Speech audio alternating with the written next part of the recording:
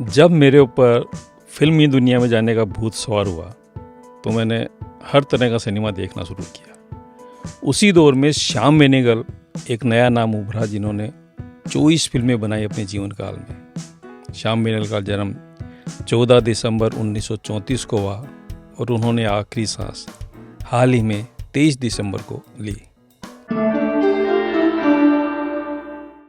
90 साल के जीवन में 24 फिल्में, 45 डॉक्यूमेंट्री और 15 एड फिल्म्स का निर्देशक, रचनाकार ऐसी नायाब फिल्में बना के गया कि अपने आप में एक महानतम विभूति कहलाए। श्याम बेनेगल ने 1974 में अंकुर फिल्म बनाई जिससे शबाना आजमी को पहली बार बड़े पर्दे पर प्रस्तुत किया। 1975 में निशांत बनाई जिसमें नसीरुद्दीन शाह जैसी प्रतिभा को खोज निकाला और उनसे बहुत ही कमाल काम लिया। 1976 में पहली फिल्म, जिसे कह सकते हैं क्राउड फंडिंग की फिल्म, 5 लाख दुग्ध विक्रेताओं ने उस फिल्म के अंदर फाइनेंस किया और नायाब फिल्म बनी मंथन। और 1977 में उन्होंने स्मिता पाटिल के साथ में एक बेहतरीन फिल्म बनाई, भूमिका। चारों फिल्मों के बाद ने एक नाम जो पैरेलल सिनेमा के रूप में इस्टेब्लिश किया वो श्याम बेनेगल ने किया।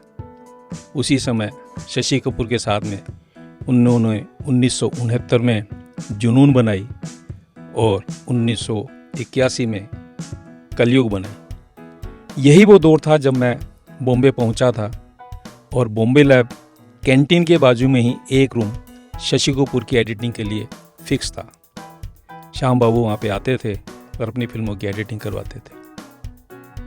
श्याम बाबू का काम पूर्ण तन्मयता के साथ में एक धारा प्रवाह रूप में होता था।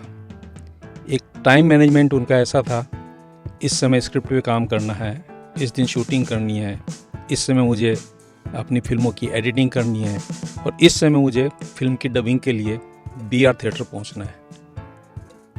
इन शेड्यूल को मैं इतना करीब से जांच चुका था, जब समर फिल्म की डबिंग BR स्टूडियो में हो रही थी तो प्राय वहाँ पर उनसे मिलना होता था और उनका एक ही भ्रम वाक्य होता था, उनका जो साथ काम करता है वो अपनी रिस्पॉन्सिबिलिटीज़ को संभाले।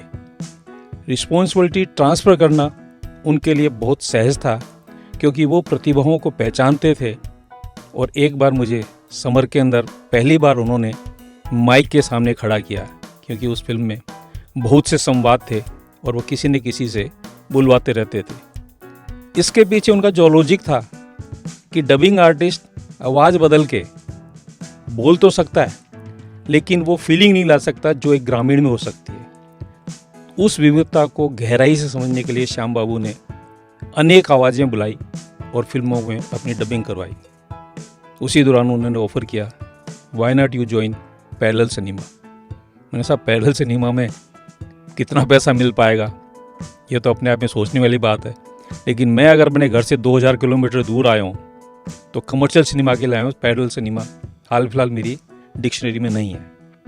लेकिन जब मैं मदन बावरिया के साथ काम कर रहा था और एक फेस्टिवल में जब हमारी मुलाकात हुई वर्ली में, तो श्याम बाबू ने कहा, अरे ये लड़का तेरे पास कैसे है? बोला मेरा सहायक है, मेरे साथ काम करता है। बोला इंटेलिजेंट है, अच्छा है, इसने तुझे ज्वाइन किया, मेरे को तो इसने ना कर दिया था। बात ऐसी नहीं थी, लेकिन उस दौर में अपने आप को बम्बई में काम करता हुआ पाकर मैं प्राय भूल जाता था कि मुझे पैरेलल सिनेमा भी करना है। हालांकि मैंने एक पोस्टर फिल्म की डॉक्टर शंकर शेष की।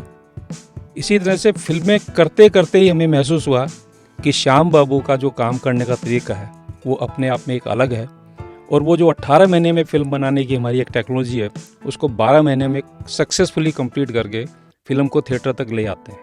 मदन जी ने मुझे बहुत कुछ श्याम बाबू के बारे में बताया और उनकी एक नायाब फिल्म सूरज का 7वां घोड़ा बनकर जब आई तो हमने वो साथ ही देखी।